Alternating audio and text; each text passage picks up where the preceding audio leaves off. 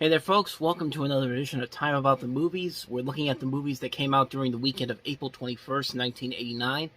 We got a lot of them to cover today, so let's go ahead and get started with the first movie, the biggest new release of that weekend, Stephen King's Pet Sematary. The original Pet Sematary, of course, Stephen King movie based off of one of his most popular novels. And, yeah, it's a little over the top. This movie has a lot of over-the-top dramatic moments like that, but it's kind of fun too, and there's also a lot of creepy elements to it as well. Like, it has a lot of the combinations of what makes a good Stephen King movie. Like, there are some legitimately chilling, terrifying moments in this, but there are also very funny, silly, over-the-top moments in this, like that performance by the dad in this movie. But overall, yeah, it's a good, fun horror movie. Like, it's a really good, fun horror film. It is, like I said, it has the balance between the serious stuff and the over the top, silly moments. It's Stephen King movies doing what Stephen King movies usually do best in this type of situation. So, yeah, so that's the original Pet Sematary. Let's go ahead and move on to the next movie, which is, I can't remember it. Give me 1 second. Red Scorpion, starring Dolph Lundgren. No wonder I couldn't remember this one.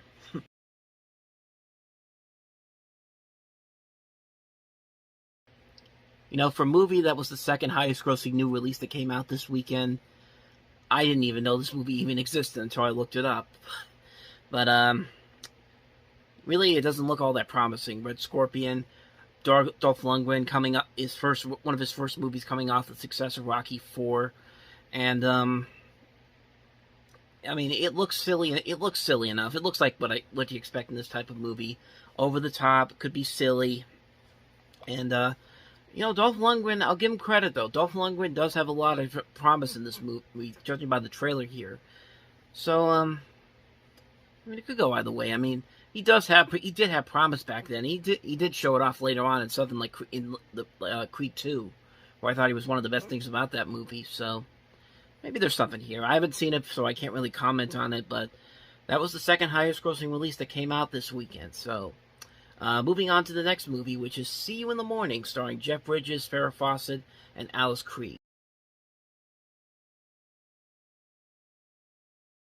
I've only seen a little bit of it, but it's not bad. Like, I've seen worse. It doesn't. I think what does hold this together are those performances. You got Jeff Bridges, you got Farrah Fawcett, you got Alice Krige, you got a young Drew Brees. What is wrong with me? You got a young Drew Barrymore. You got Lucas Haas.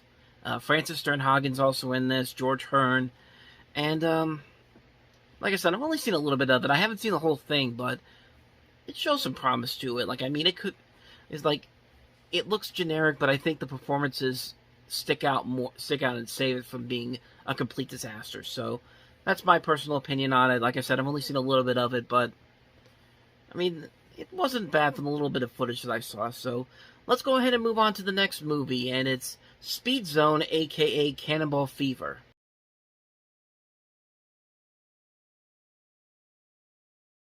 This is basically Cannonball Run 3, although they couldn't call it Cannonball Run 3. Some places they had to call it Cannonball Fever, but here in America it was called Speed Zone. It has pretty much the same concept as the other Cannonball Run movies.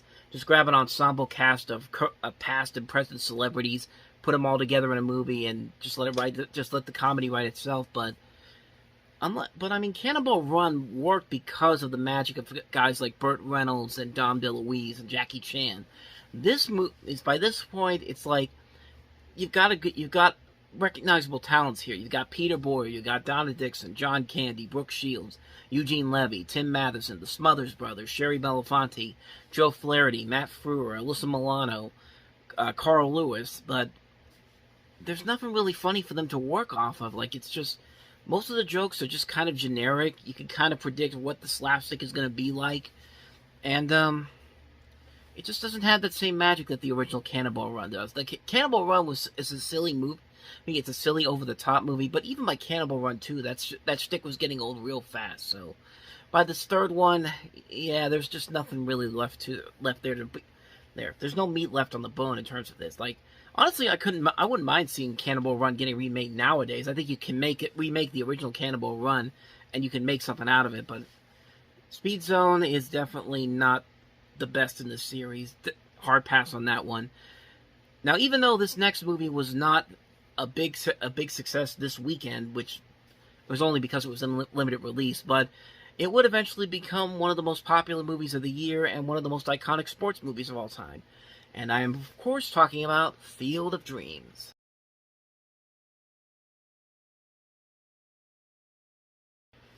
So Field of Dreams came out this weekend in limited release. It would go wide 2 weeks later on May 5th. And I really don't think I need to say anything more about Field of Dreams that hasn't been said already. It's one of the great baseball movies of all time. It's one of the great sports movies of all time. It's a great fantasy drama. Kevin Costner, I think, is great in this movie. Him and James Earl Jones are terrific. Very good cast in this movie all around. Amy Madigan, Ray Liotta playing Joe Jackson, Burt Lancaster, Timothy Busfield, then of 30-something.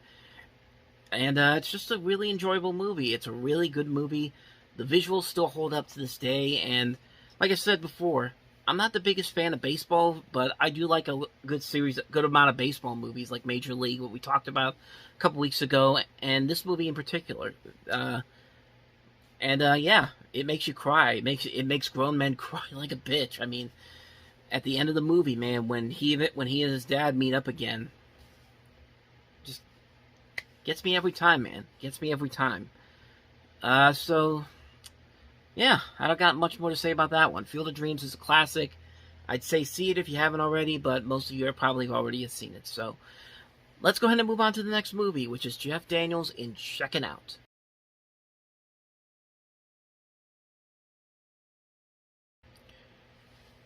Yeah, this is kind of one of those movies that could have worked maybe if it wasn't written like a sitcom, blown up for the big screen. Like maybe this would have been great as a TV series, but the fact that this is a 90-minute movie and the jokes are very stale, not really all that funny. I mean, you pretty much see why it doesn't really work. I mean, Jeff Daniels can be really funny. He can be a really good, funny comedic actor. We've seen in movies after this, like Arachnophobia, and Dumb and Dumber. I will get it right. I will get this straightened out. Arachnophobia and Dumb and Dumber, along with other comedies like Trial and Error. He's not a bad comedic actor. It's just some of these movies that he picks are not specifically all that good.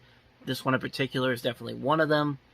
But some notable things about this movie, it also stars Michael Tucker, then of L.A. Law. It's got Melanie Mayron. The writer of this is Joe Esterhaus, who would later go on to become known for films like Basic Instinct and Showgirls. Carter Burwell, who would later go on to do the scores for most of the Coen Brothers movies. That's the score here. And this is another one produced by George Harrison through his company, Handmade Films. I think we've already looked at one from a couple weeks back. I can't remember which one, though.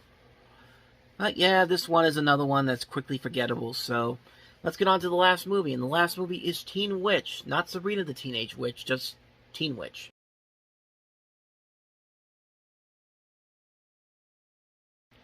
I mean, even though this really isn't Sabrina the Teenage Witch, it's kind of like Sabrina the Teenage Witch in a way, but I mean, it is pretty much like that. And this movie has gone on to have like a big cult following over the years, thanks to ABC Family having it on during its 13 Nights of Halloween.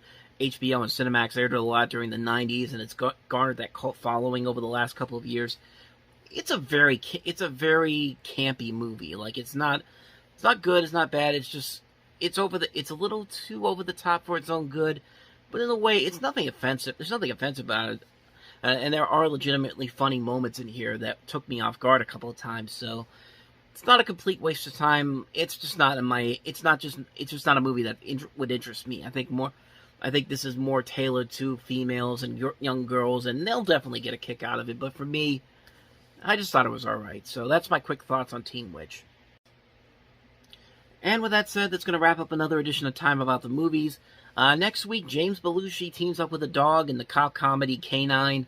We also have Loverboy, Criminal Law, The Horror Show, Scandal, Miss Firecracker. So we have at least 6 more movies to look at next week, and then we jump into the summer movie season, which is a lot different now. That is a lot different than what we usually have for the summer movie season. But when we get to there, we'll get there. But thank you guys for watching this, and as always, if you like what you see, go ahead and hit the playlist on the next page, check out a previous episode, and I'll see you guys for the next one. Until then, Take care.